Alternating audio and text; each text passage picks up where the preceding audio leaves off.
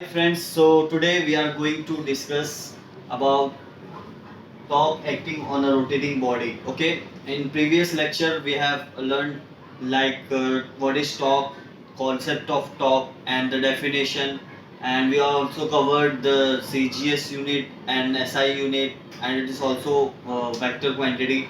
Now we are going to derive the expression for torque acting on a rotating body in terms of moment of inertia. Okay, so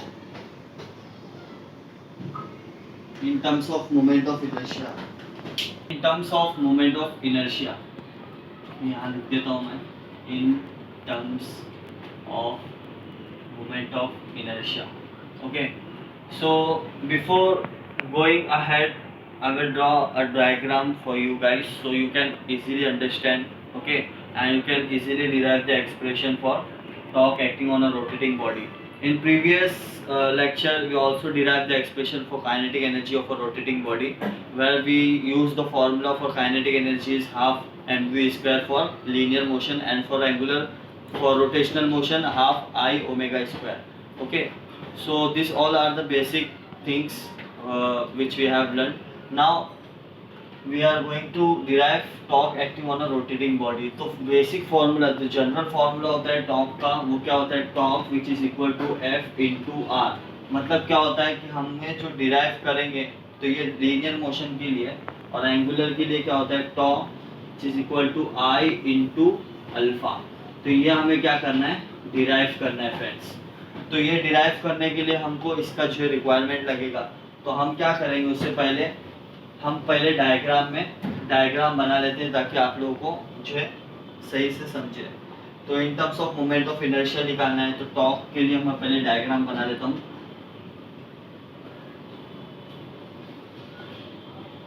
okay, तो ये rigid body है आपकी. इसमें यहाँ पर एक axis of rotation है जो इस एक्सिस के अलोंग घूमेगा बॉडी. ये रिजिड बॉडी है. बॉडी किस तरह से बनती है, स्मॉल स्मॉल पार्टिकल से मिलकर एक बॉडी बनती है. तो मैं क्या करूँगा, यहाँ पर कुछ particles, let we will consider some particles. Okay, to derive the expression. तो मैं क्या करूँगा, यहाँ पर कुछ पार्टिकल्स मैंने क्या कर रहा हूँ, कंसिडर कर रहा हूँ. यहाँ पर एक पार्टिकल्स है, फॉर एग्जाम्पल यहाँ एक पार्टिकल है, यहाँ एक पार्टिकल है, यहाँ एक पार्टिकल है, और उसका नेमिंग दूंगा क्या, M1 M2. ओके, तो मैं इसको बोलता हूँ ये M1 पार्टिकल है, ये M2 है, M3, M4, और एक पार्टिकल लिख लेता हूँ वो Mn. ओके, अभी यहाँ पर देखिए फ्रेंड्स, इसमें एक चीज़ को वो करना है, ये एक्सिस ऑफ रोटेशन है. तो अगर लिख देता हूँ यहाँ पर भी, यहाँ पर क्या है, ये आपका एक्सिस ऑफ रोटेशन, इसके एक्सिस के अलोंग में ये घूम रहा है, और कुछ पार्टिकल से मिलकर ये बॉडी बनी है. मैं कुछ पार्टिकल ले रहा हूँ डेरिवेशन के लिए, और इसका डिस्टेंस है एक्सिस ऑफ रोटेशन से कितना, r1, r2, ये r3, ये rn, और ये r4. ओके, इसका कुछ डिस्टेंस होगा. It is situated at the distance r1, r2, r3, r4 up to rn. Okay, अभी देखिए फ्रेंड्स, जब हम काइनेटिक एनर्जी की बात कर रहे थे, तो वहाँ पर क्या आ रहा था, वेलोसिटी. वो लीनियर वेलोसिटी, कुछ लीनियर वेलोसिटी के मतलब अलोंग में कुछ पार्टिकल्स का लीनियर वेलोसिटी था. दैट्स व्हाई ये जो बॉडी है घूम रही थी. अब हम क्या बात कर रहे हैं, टॉर्क की. तो टॉर्क में जनरल फॉर्मूला फॉर टॉर्क क्या आता है, F इंटू आर. मतलब एक मास में एक पार्टिकल में कितना फोर्स लग रहा है, फिर ये मास में कितना फोर्स लग रहा है, ये मास में कितना फोर्स लग रहा है. इसीलिए हम क्या करेंगे, यहाँ पर v नहीं लिखेंगे, बल्कि क्या लिखेंगे, F क्यू. क्योंकि हम किसकी बात कर रहे हैं, torque is also kinds of a force. तो यहाँ पर इसके परपेंडिकुलर क्या रहेगा, F1, यहाँ पर F2, फिर इसके परपेंडिकुलर F3. हाँ, अब यहाँ पर F4, यहाँ पर Fn. ओके, मतलब क्या हो रहा है, यहाँ पर हर एक मास में, हर एक पार्टिकल के मास में जो है कुछ फोर्स एक्ट हो रहे हैं, वो फोर्स किसके जैसे हैं, टॉर्क। मतलब अगर टॉर्क का मतलब क्या है कि कुछ फोर्स अगर हम टेंजेंशियली फोर्स अप्लाई करेंगे तो बॉडी एक्सिस ऑफ रोटेशन के अलोंग घूमेगी। तो this is your axis of rotation where the body moves along the axis of rotation, okay, and whose mass is m1 m2 m3 m4 and which is situated at a distance of r1 r2 r3 up to rn, okay। तो अब क्या करूँगा, यहाँ पर इसके axis का नाम दे दो, ये कुछ एक्सिस है z into Z dash, okay. और अगर उसको डायग्राम को आपको अच्छा लगना चाहिए तो मैं काम करता हूँ, उसको थोड़ा 3D के जैसा व्यू दे देता हूँ।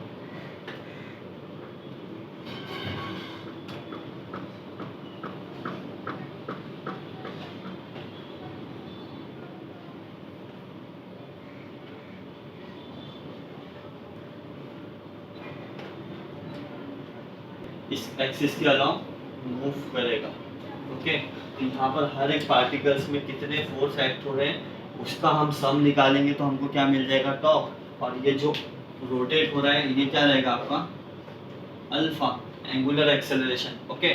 तो ये बॉडी हमारी डायग्राम बन गया, यानी हमारा आधा काम हो गया। आप सिर्फ डेरिवेशन डिराइव करना है, ये जो भी हमने कंटेंट लिखा है उसके थ्रू। तो आप क्या लिखेंगे, एक्सप्लेनेशन पार्ट में वही आएगा, m1 be a mass of first particle and it is situated at the distance of r1 r2 up to rn along the axis of rotation, okay। ये सब एक्सप्लेनेशन में लिखना है। तो मैं यहाँ पर कुछ पॉइंट्स लिख देता हूँ, m1, m2, m3 up to mn, okay।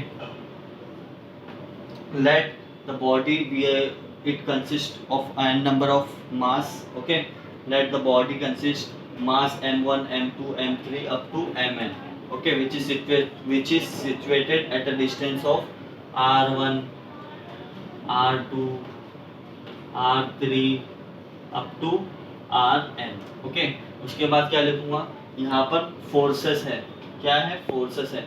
हर एक पार्टिकल्स में एक एक फोर्स पर एक्ट हो रहा है, तो क्या बोलूँगा,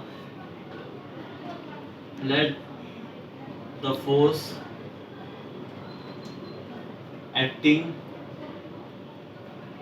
on first particle, first particle में कितना फोर्स एक्ट हो रहा है वो। तो हमारे पास जनरल फॉर्मूला है फोर्स का, क्या है, Newton second law, F which is equal to mass into acceleration. तो फर्स्ट पार्टिकल की बात कर रहे तो मास भी 1 एक्सेलरेशन भी 1। इसी तरह हमारे सब में आएगा, सब मास में कितना फोर्स एक्ट हो रहा है, तो F2 which is equal to m2 into a2, फिर F3 which is equal to m3 into a3, फिर अप टू n वाला consider Fn which is equal to mn into an। इतना हो गया। यहाँ पर ये फर्स्ट पार्टिकल के लिए लिखा, तो यहाँ पर ये अगर आपको एग्जाम में आएगा, आपका टाइम ज़्यादा नहीं लगने के कारण यहाँ पर फर्स्ट पार्टिकल सिमिलरली फॉर ऐसा लिख सकते हो, सबके लिए नहीं लिखेंगे चलेगा, ओके। तो अभी ये फर्स्ट पार्टिकल के लिए तो मैं ऐसा जगह नहीं है, स्पेस नहीं है, इसलिए मैं यहाँ लिखा नहीं हूँ, let the force be acting on a particle second particle, let the force acting on a third particle up to n particle. तो ये लिखा नहीं हूँ मैं, स्पेस की वजह से अवॉइड कर रहा हूँ, ओके।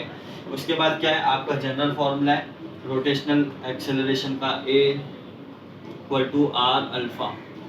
तो यहाँ पर वो इसी में आएगा आपका, let acceleration linear acceleration for first particle.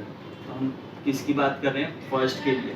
तो यहाँ पर टोटल कितने 4 पार्टिकल है, बल्कि बॉडी तो बहुत से n नंबर ऑफ पार्टिकल से बॉडी मिलकर बनी है, बट हम कुछ पार्टिकल्स कंसिडर कर रहे हैं, ये चीज़ आपको पता होना चाहिए। तो हम क्या करेंगे, a which is equal to r into alpha, तो 1 1 और यहाँ पर 1 नहीं आएगा। फर्स्ट पार्टिकल के लिए उसी तरह हम second particle, third particle up to nth particle लेंगे। तो यहाँ पर क्या हो गया, r2 अल्फा। अब यहाँ पर हम अल्फा 1 अल्फा 2 क्यों नहीं ले रहे हैं, क्योंकि हम जब बात कर रहे हैं रोटेशनल मोशन की तो इससे पहले हम ओमेगा ले रहे थे, वहाँ पर एंगुलर वेलोसिटी था। अब angular velocity through out constant रहता है रोटेशनल मोशन में, एंड एंगुलर एक्सेलरेशन। तो अब 1 2 3 यहाँ पर लेंगे नहीं। अब अगर हम बात करें लीनियर मोशन की, कोई भी लीनियर मोशन की, चाहे वो लीनियर वेलोसिटी हो चाहे वो लीनियर एक्सेलरेशन हो, थ्रू आउट द डिस्टेंस। अब यहाँ पर जब हम दोनों की बात करें, अगर लीनियर एक्सेलरेशन की या लीनियर वेलोसिटी की, तो यहाँ पर अगर हम ये पार्टिकल, यहाँ पे भी पार्टिकल रहेगा, यहाँ पे भी पार्टिकल रहेगा, यहाँ पे भी पार्टिकल, मतलब ये बॉडी जब बनी है बहुत सारे पार्टिकल से मिलके, तो ये पार्टिकल का जो एक्सिस ऑफ रोटेशन से डिस्टेंस है वो हर जगह चेंज होगा। अभी देखो ये अगर मैं ये पार्टिकल कंसीडर करूँ तो इसका एक्सिस ऑफ रोटेशन से कम है, यहाँ का ज़्यादा है, यहाँ का ज़्यादा है। तो यहाँ पर सबसे बड़ी बात तो ये है कि यहाँ पर डिस्टेंस क्या हो रहा है, चेंज हो रहा है। इसलिए हम क्या ले रहे हैं इसको F1, F2, M1, M2, R1, R2, तो ये क्या हो रहा है, वेरिएबल है। अब हम बात करें ये पूरे बॉडी की, तो मोमेंट ऑफ इनर्शिया ये पूरे बॉडी की, जितना बड़ा बॉडी रहेगा उतना ज़्यादा मोमेंट ऑफ इनर्शिया उतना कम रहेगा। तो जो एंगुलर एक्सेलरेशन है वो सेम रहेगा, कांस्टेंट रहेगा, और एंगुलर वेलोसिटी भी आपका ओमेगा कांस्टेंट रहेगा। इसलिए मैं यहाँ पर अल्फा 1 अल्फा 2 नहीं लिख रहा हूँ। ओके, अगर आपके दिमाग में आएगा डाउट कि क्यों ऐसा अल्फा 1 अल्फा 2 नहीं लिख रहे हैं, और V1 V2 V3 हम लिख रहे थे क्योंकि यहाँ पर डिस्टेंस और डिस्प्लेसमेंट देखिए एक्सिस ऑफ रोटेशन से चेंज हो रहा है। यहाँ पर अगर ये पार्टिकल की बात करूँ कम, यहाँ ज़्यादा, यहाँ ज़्यादा, यहाँ ज़्यादा, यहाँ ज़्यादा, और कवर भी ज़्यादा करेगा। अगर एंगल कम रहेगा तो डिस्टेंस का एक्सिस ऑफ रोटेशन से कम रहेगा, और उसकी एंगल ज़्यादा रहेगा तो उसका एरिया भी ज़्यादा कवर करेगा। तो A1 A2 A3 which is equal to R3 into alpha, अभी एन एक्सेलरेशन, तो AN which is equal to RN into alpha. Okay, ये हम linear acceleration first particle, second particle, third up to nth particle कर दिए। अब उसके बाद क्या करेंगे हम, ये फोर्स के जो फॉर्मूला है आपका, इसमें एक्सेलरेशन की वैल्यू पुट कर देंगे। ओके, तो क्या करता हूँ मैं अभी F1, तो F1 which is equal to M1, A1 क्या मिला आपको, R1 alpha 1, F2 M2 R2 alpha 2, F3 M3 R3 alpha, alpha में 2 1 2 3 नहीं आएगा। ओके, ये देखिए अभी आपका nth पार्टिकल के लिए आपका आएगा, क्या आएगा, Fn which is equal to Mn Rn और अल्फा। ओके, अब फ्रेंड्स इतना हो गया हमारा। ये तो कोई भी आप इजीली लिख सकते हो, पहले मास का लिखेंगे एंड फिर डिस्टेंस का, फिर फोर्स निकालेंगे आप सेकेंड फॉर्मूले से। तो फ्रेंड्स आपका फोर्स निकाल के अभी आपको टॉर्क निकालना है।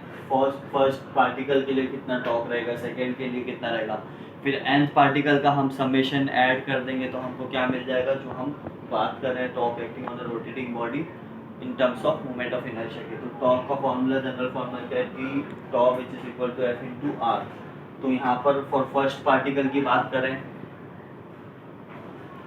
Torque for first particle, similarly for nth particle रहेगा। ओके, तो आप लिख सकते हो। तो अब यहाँ पर क्या आएगा, top which is equal F1 R1, second के लिए बात करें तो F2 R2, थर्ड के लिए F3 R3, हाँ, और यहाँ पर आपका n है, nth number of top, nth number of top की। तो ये इतना हो गया।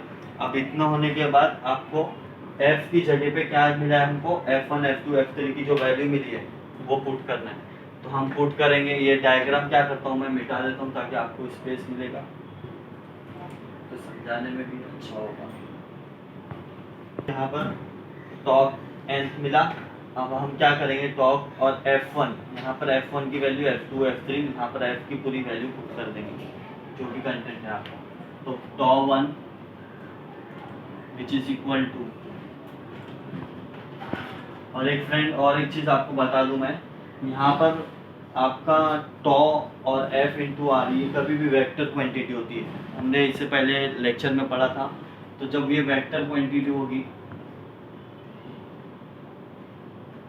और हमने ये भी पढ़ा 11th स्टैंडर्ड में कि जब भी दो product A into B vector quantity में रहेगा तो उसके साथ हम साइन थीटा लगाते हैं। तो tau which is equal to F into r sine theta, जो फॉर्मूला होता है आप देख सकते हो 11th स्टैंडर्ड में भी ये बेसिक चीज़ है। जब A इंटू बी रहेगा वेक्टर क्वांटिटी में तो A into B sine theta लिखते हैं। अब यहाँ पर जब फ्रेंड हम बात करें डायग्राम में, वहाँ पर आपका जो पार्टिकल्स के साथ था वो क्या था, 90 डिग्री में था। आप देखे होंगे डायग्राम में वहाँ 90 डिग्री था, तो आपका एंगल क्या बनेगा, जो फोर्स बन रहा था ना आपका मास के साथ, वो 90 के साथ, तो यहाँ पर साइन क्या होगा, साइन 90 होगा। साइन 90 क्या होता है, 1। तो इससे पहले आप ये भी लिख दोगे, तो 1 हो जाएगा, तो क्या मिलेगा आपको, tau1 f1 इंटू आर। वहाँ पर साइन 90 1 हो जाएगा यहाँ पर। ओके, तो मैंने लिखा नहीं था। ओके, तो आप ये चीज़ को याद रखिएगा। स्पेस नहीं है इसलिए मैं आप लोगों को जल्द से यहाँ पर आ जाएगा tau1 which is equal to f1 क्या है आपका, m1 r1 अल्फा, तो m1 r1 अल्फा, फिर tau2 का same m2 r2 alpha, tau3 का m3 r3 alpha, up to tau n। तो tau n का क्या आ जाएगा, mn rn अल्फा। ओके, अब ये जो है ऐसा मिल गया, हम क्या करेंगे, इसका समेशन निकालेंगे। तो यहाँ पर f, यहाँ पर tau1 का फॉर्मूला क्या था, और r1 भी यहाँ पर आएगा आपका। ये f1 की जगह में लिखे ना हमने m1 r1 अल्फा, और बचा हुआ ये भी तो है आपका, ये तो f की जगह में आपने पुट किया, but r1 r2 r3 rn आपका बच गया। तो यहाँ पर क्या लिखेंगे, r1 r2 r3 rn। तो ये क्या हो जाएगा, ये दोनों प्रोडक्ट है, तो स्क्वायर बन जाएगा आपका। तो इसको ऐसा लिख सकता हूँ, tau1 m1 r1 का स्क्वायर और अल्फा, फिर tau2 m2 r2 का square alpha, tau3 m3 r3 का square alpha, up to tau n mn rn का स्क्वायर अल्फा। अब इसको क्या करूँगा, समेशन ऑफ ऑल ऐड कर दूंगा, जितना हर एक पार्टिकल, मतलब एक मास m1 पार्टिकल में कितना टॉ लग रहा है, tau1 इतना, मतलब आपको लग रहा है इतना टॉक लग रहा है, तो सबको ऐड कर दूंगा, तो क्या मिलेगा, tau1 which is equal to m1, इसको ऐड कर दो, तो क्या करूँगा, m1 r1 का स्क्वायर और अल्फा, तो plus m2 r2 square alpha, m3 r3 का square alpha, up to mn rn का स्क्वायर अल्फा। ओके, तो ये टॉ, अब ये tau1 tau2 tau3 tau n आपको क्या बन जाएगा, टोटल टॉ ना। तो टोटल यहाँ पर लिख सकता हूँ, टोटल, ये टोटल लिख दिया। अब देखिए, हमने मोमेंट ऑफ इनर्शिया में पढ़ा था as product of masses and square of the distance between them। इसका था डेफिनेशन मोमेंट ऑफ इनर्शिया का। तो मैं क्या करूँगा, अगर मैं ये सबको समेशन को ऐसा लिख सकता हूँ, m1 mi ri का स्क्वायर अल्फा। अब ये मतलब ये 1 से लेके आपका i 1 से लेके i n तक जाएगा समेशन, है ना, 1 से i n तक आपने पढ़ा है समेशन को कैसे लिखने का है। तो यहाँ पर इसके बजाय मैं क्या लिख सकता हूँ, ये चीज़ आपका क्या बन रहा है, एंड मोमेंट ऑफ इनर्शिया में पढ़ा था, क्या था, product of masses and the square of the distance between from the axis of rotation is called moment of inertia. तो ये आपका क्या बन जाएगा, आई, तो tau total which is equal to, ये पूरा टोटल क्या बनेगा आपका आई, और ये समेशन अल्फा। तो यही हमको क्या करना था, प्रूफ करना था, डेरिवेशन। ओके, तो tau which is equal to I alpha in terms of moment of inertia, in terms of moment of inertia. Okay friends, तो वीडियो को लाइक करिए, शेयर करिए, अपने दोस्तों में शेयर कीजिए। Thank you so much.